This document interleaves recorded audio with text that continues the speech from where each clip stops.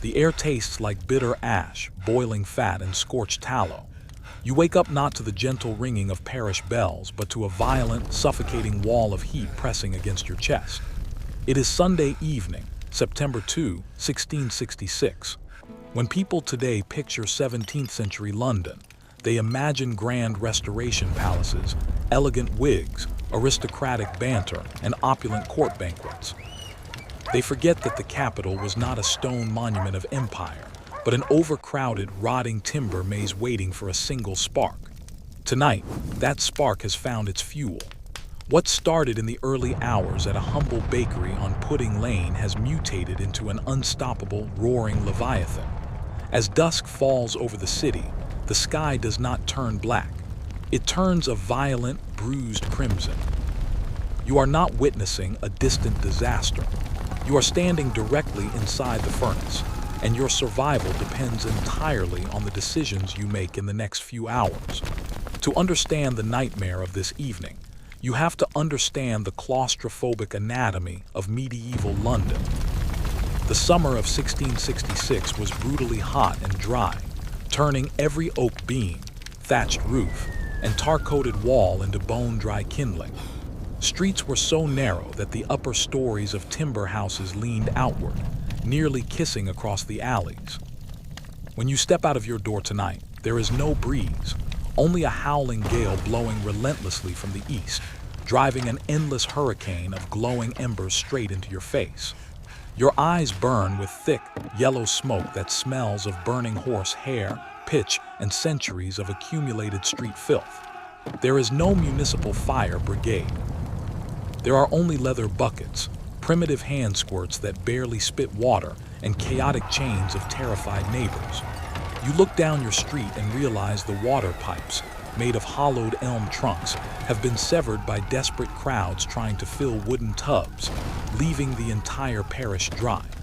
The sound is completely overwhelming. It is not a gentle crackle, but a deafening, continuous roar that sounds like thousands of iron-wheeled wagons thundering across cobblestones at breakneck speed. Every instinct tells you to run, but panic breeds its own deadly hierarchy. In the 17th century, there is no emergency broadcast, no government relief fund, and no disaster insurance. Losing your property means absolute poverty and starvation. You frantically begin hauling your life into the street, heavy oak chests, iron pots, bags of silver coin, and your winter bedding. But the streets are already jammed in a total logistical collapse. Carts and wheelbarrows are locked in gridlock. Greedy carters, realizing their newfound monopoly, are demanding 10, 20, even 30 pounds just to move a single cartload to the fields, an astronomical sum equal to years of an average artisan wage. Around you, social order is crumbling faster than the burning wood. Just months ago, this same city was ravaged by the Great Plague, losing 100,000 souls. The trauma of death still hangs over every doorway. As the flames jump from warehouse to warehouse along the Thames, feeding on stockpiles of oil, spirits, coal, and timber, a vicious paranoia sweeps through the mob. Rumors fly instantly through the smoke. The Dutch have attacked, the French have set the city ablaze, the Catholics are murdering Protestants in the streets. You watch terrified citizens pull foreign merchants, innocent tailors, and confused travelers from their carts, beating them bloody under the hysterical belief that they are holding fireballs. To survive this night, you must not only dodge falling timber and ember storms, you must avoid looking like an outsider to a desperate, armed crowd searching for a scapegoat. Midnight approaches, and the disaster reaches its terrifying peak. The heat is now so intense that it creates its own weather system, sucking in oxygen and unleashing violent thermal updrafts that tear burning thatch from roofs and hurl it hundreds of yards ahead into untouched districts. You flee south toward the River Thames, thinking the water will offer sanctuary, but the riverfront is a scene from Dante. Warehouses packed with sulfur, tar, and tallow are exploding like subterranean bombs, sending cascades of liquid fire pouring straight into the water. The river is not a refuge, it is boiling. Thousands of small wooden wherries and lighters are jammed together along the wharves, overloaded with frantic families, crying children, and teetering piles of furniture. Boats capsize in the pitch-black, fire-lit water, their passengers dragged down by heavy wool clothing and strong river currents. Those who cannot afford a boat are reduced to throwing their most precious possessions, chests of linen, family heirlooms, even expensive wheels of Parmesan cheese and private diaries, into foul drainage ditches and muddy churchyard pits, frantically burying them in the earth before running for their lives toward the northern fields of Moorfields. Look back toward the center of the city, and you see old St. Paul's Cathedral. For centuries, this colossal medieval giant stood as the immovable spiritual heart of England.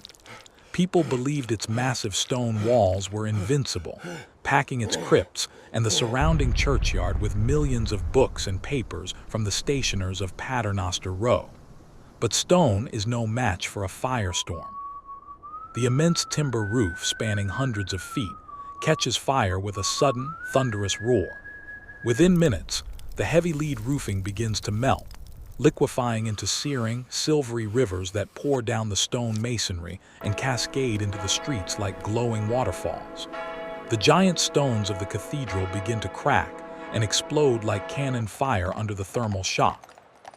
In this singular moment, the ancient world of London is being entirely erased, reduced to glowing charcoal and white ash. When you finally collapse onto the cold grass of the open fields outside the city walls, choking on soot, you turn to look back. The entire horizon is a glowing, jagged wall of flame over a mile wide.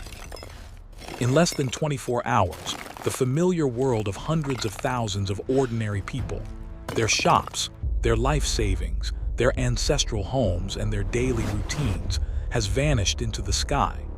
History remembers this night through the grand architectural legacy that followed. Sir Christopher Wren, the majestic stone dome of the new St. Paul's, and the birth of modern brick London. But the true story of September 1666 is written in the ash breathed by nameless shopkeepers, exhausted mothers, and terrified apprentices who watched their entire existence burn to the ground in a single evening. Their resilience in the face of total devastation is the silent, unyielding foundation upon which the modern world was rebuilt. If you enjoyed this journey into the dark corners of history, hit subscribe to join us on the next deep dive into the forgotten past. Leave a comment down below on which historical catastrophe we should uncover next, and share this video with fellow history lovers. Until next time on Past Legacy.